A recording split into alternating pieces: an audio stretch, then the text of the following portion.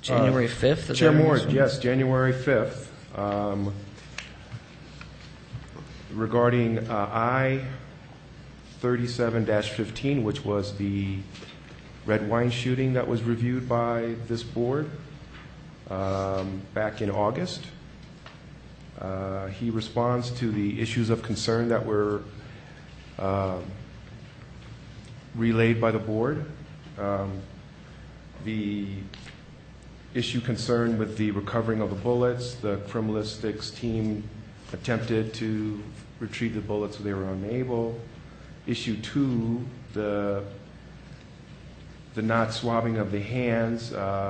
He says he spoke with the commander of the Scientific Evidence Division, and essentially that's dated science at this point, according to the criminalistics team, so it's a procedure they no longer use. Issue 3, the review of the presence of a minor child in Lieutenant S's squad.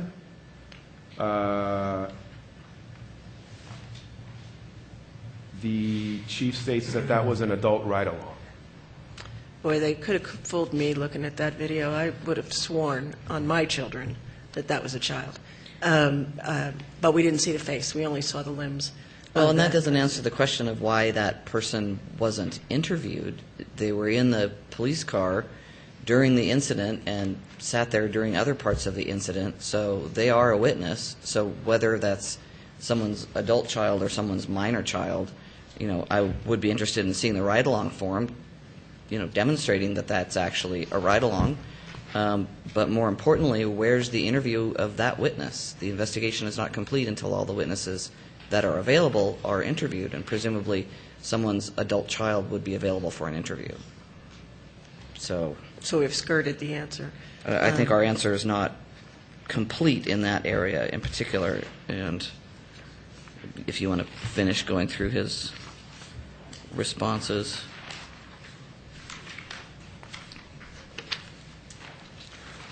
So just, I'm sorry. Okay, I'm sorry. And then recommendation number 1, review the investigative techniques.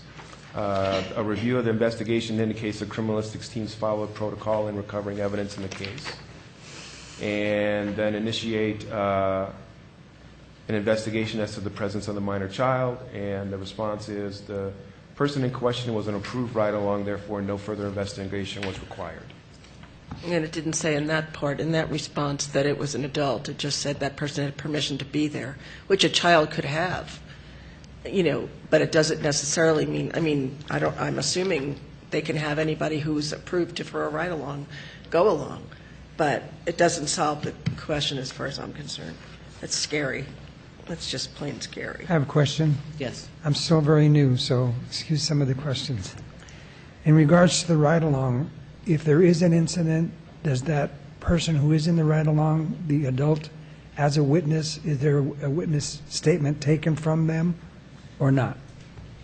A witness is a witness. It doesn't matter who you are or what you're So doing. if If the you witnessed an ride-along- incident and you are willing and able to give a statement, that should be collected from So you. in this case, nothing was Yeah, taken? being a ride-along doesn't mean that you ride around with your eyes closed. You're exempt. So if they interviewed the person and the person didn't see anything of relevance, that should have been documented in the file, that here was the ride-along, they're an adult child of so-and-so, and they were questioned, and here's what they saw, but none of it was relevant. That's also an interview statement, right? Okay. So we don't just pretend that this doesn't exist.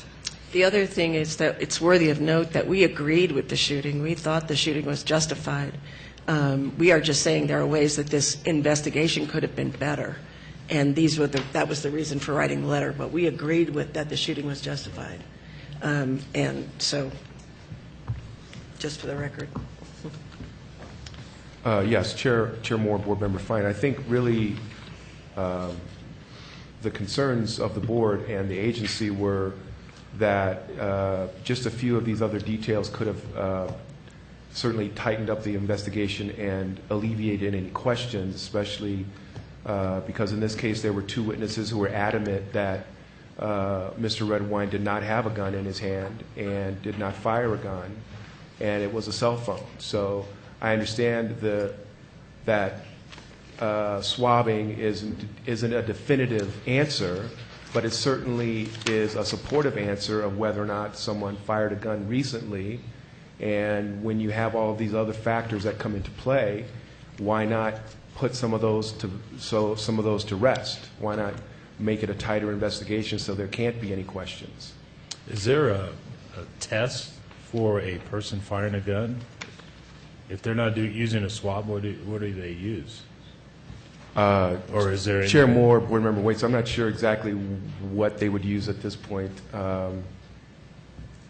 I'm still used to the swab with the gunshot residue that they see if in fact Anybody there's- from APD that's here help us understand this better?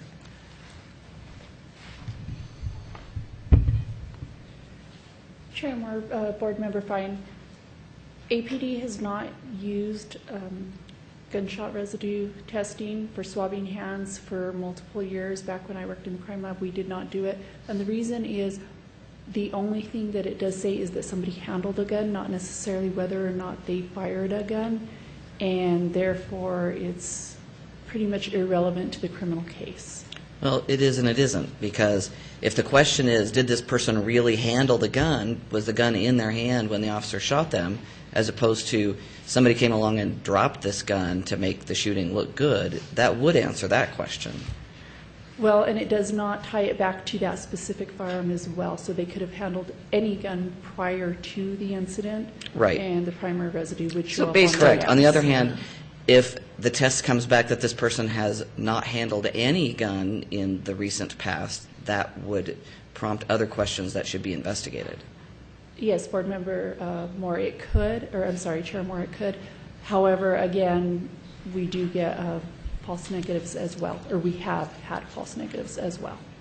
So what do you do instead? That's Leonard's question. Yeah. Oh, that is no longer used here. So that is And not there's no done. test that's There's no done test. instead. No, ma'am. Okay. Is there anything else you think we should understand about this that we don't?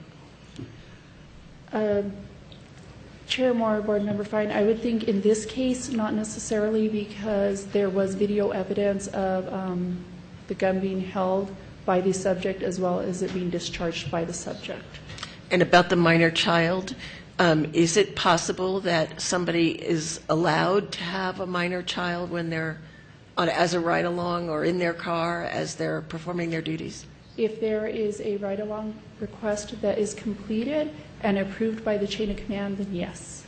Okay, okay. And if it were an adult that could have been interviewed, can you think of a reason why they wouldn't interview that person? Chair Moore, Board Member Fine, I do not know the circumstances, so I do not know. Would it be normal procedure for that witness that ride-along person to be interviewed as a witness? If the ride-along is willing to be interviewed, then yes, they can be interviewed, and if the investigators are aware of it. Okay. Okay. Does the board want to take any action on this letter? I have to say the chief's response leaves lots of questions. It does. On this particular shooting, we did not disagree with the results. The shooting is exonerated. I would hope that investigations in the future might not leave these sort of questions, particularly about, witnesses who were not interviewed that we can see in the video that nobody talks about. That really bothers me. So the board does not appear to wish to do anything with this letter at this time, however, so we'll move on.